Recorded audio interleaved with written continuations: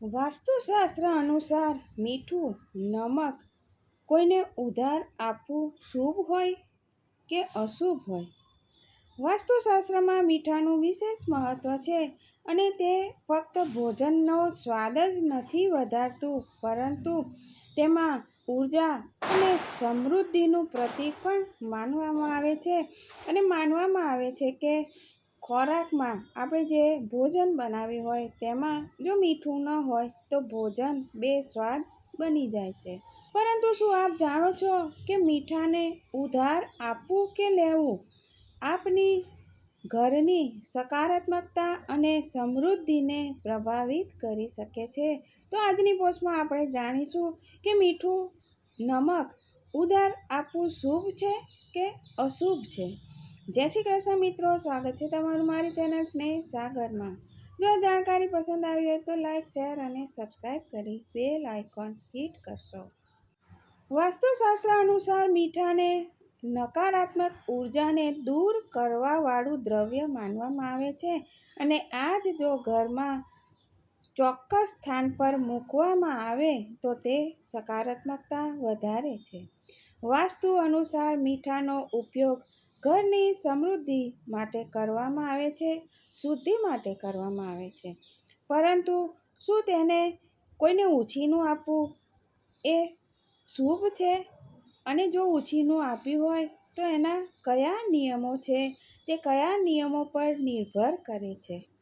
જો કોઈ મજબૂરીમાં મીઠું લેવું પડે કોઈની પાસેથી ઉછીનું, તો તમે તેને કેટલાક પૈસા આપી દો અથવા તો કોઈ સિક્કા આપી દો, એટલે તે દાન ન ગણાય, કારણ કે તમે તેના પૈસા, તેની રકમ ચૂકવી દીધી છે. હંમેશા આપણા વડીલો કહેતા હોય છે કે કોઈને પણ મીઠું ફ્રીમાં આપવું કે લેવું સારું માનવામાં નથી આવતું.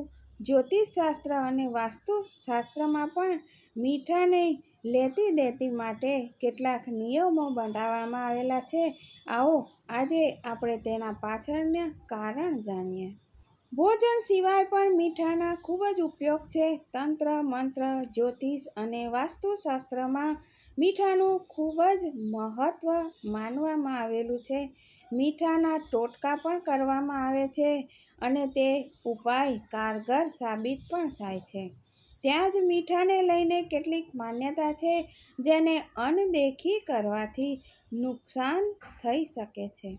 ધનની દેવી માતા લક્ષ્મી નારાજ થઈ જાય છે અને જીવનમાં સમસ્યાઓનું પણ કારણ બની જાય છે.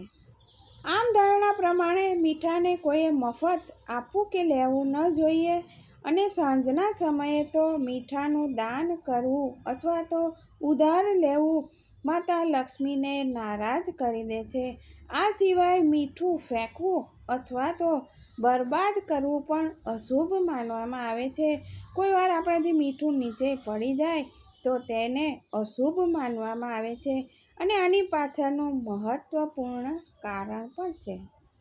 આપણા ઘરમાં કંઈ એવી કેટલી વસ્તુ હોય છે કે જ્યારે આપણે ખતમ થઈ જાય તો આસપાસ પડોશી પાસેથી આપણે ઉછીનું માગી લઈએ છીએ. જ્યોતિષશાસ્ત્રમાં પડોશીઓ સાથે લેનદેન કરવાનું પણ એક નિયમ બતાવવામાં આવેલો છે. આમાં સૂર્યાસ્ત બાદ પાડોશી પાસેથી મીઠું પણ ન લેવું જોઈએ. એવી માન્યતા છે કે સૂર્યાસ્ત બાદ અમુક વસ્તુ લેવામાં આવે તો લક્ષ્મીજી આપણાથી રિસાઈ જાય છે અને આપણા ઘરેથી ચાલ્યા જાય છે અને ધીરે ધીરે કંગાલી આવે છે અને ઘરમાં આપણે નકારાત્મક ઉર્જા પણ પેદા થઈ શકે છે. મીઠાને શુદ્ધતા અને સ્થાયિત્વનું પ્રતીક માનવામાં આવે છે. જે પહેલાંના જમાનામાં મીઠાને લોકો મુદ્રાની તરીકે ઉપયોગ કરતા હતા, એટલે મીઠાને ધનના સમાન માનવામાં આવતું હતું. એનાથી ઘરની સકારાત્મક ઉર્જા અને સુખ શાંતિ ધીરે ધીરે સમાપ્ત થવા લાગે છે અને દરિદ્રતા અને ઘરમાં ઝઘડા, બીમારીનું કારણ બની શકે છે. માનવામાં આવે છે કે મીઠું ના કોઈ પાસે માગવું જોઈએ કે ના કોઈને આપવું જોઈએ. આવું કરવાથી તમારા ઘરની આર્થિક તંગી વધવા લાગે છે જો તમે કોઈને આવી રીતે મીઠું ઉધાર આપો તો. એટલા માટે હંમેશા સંધ્યાકાળ બાદ ક્યારેય મીઠું ખરીદવું પણ ન જોઈએ અને કોઈને ઉધાર આપવું પણ ન જોઈએ કે કોઈના ઘરેથી લેવું પણ ન જોઈએ. લોકો મીઠું આપીને બજારથી ચીજ વસ્તુ ખરીદતા હતા અને એટલા માટે જ ધનની દેવી લક્ષ્મીનું સ્વરૂપ મીઠાને માનવામાં આવે છે. આપણે સૌ જાણીએ છીએ કે સંધ્યા સમયે માતા લક્ષ્મીના પ્રવેશનો ટાઈમ હોય છે. એટલા માટે મીઠાને ક્યારેય સાંજના સમયે કોઈને આપવું પણ ન જોઈએ અને કોઈના ઘરેથી લાવવું પણ ન જોઈએ. માનવામાં આવે છે કે મીઠાનું ઋણ બધા જ ઋણ કરતાં મોટું હોય છે, એટલે ઉધાર ચૂકવી શકાતું નથી. ક્યારેય પણ મીઠાની ચોરી પણ ના કરવી જોઈએ. પૈસા વગર મીઠું ખાવું સારી વાત નથી. કોઈની પાસેથી મીઠું ચોરીને ન લેવું જોઈએ. આ સિવાય મીઠાની બરબાદી પણ ના કરવી જોઈએ. મીઠાના સંબંધને ધનની સાથે કરવામાં આવેલું છે, એટલે તેની બરબાદી તમને મુસીબતમાં નાખી શકે છે અને મીઠું ઉધાર લેવું કે દેવું તો ના જ જોઈએ. પરંતુ મીઠાનું દાન સૌથી શ્રેષ્ઠ માનવામાં આવે છે. ત્યાં જ પિતૃપક્ષ અને દ્વાદશી અને અમાસના દિવસે મીઠાનું દાન કરવું અવશ્ય જરૂરી છે. તેના સિવાય દાન પૂર્ણ નથી ગણાતું.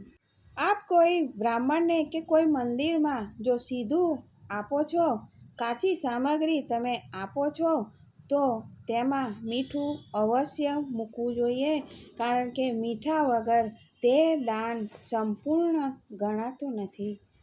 જય શ્રી કૃષ્ણ. ફરી મળીશું આવા નવા વિષય સાથે.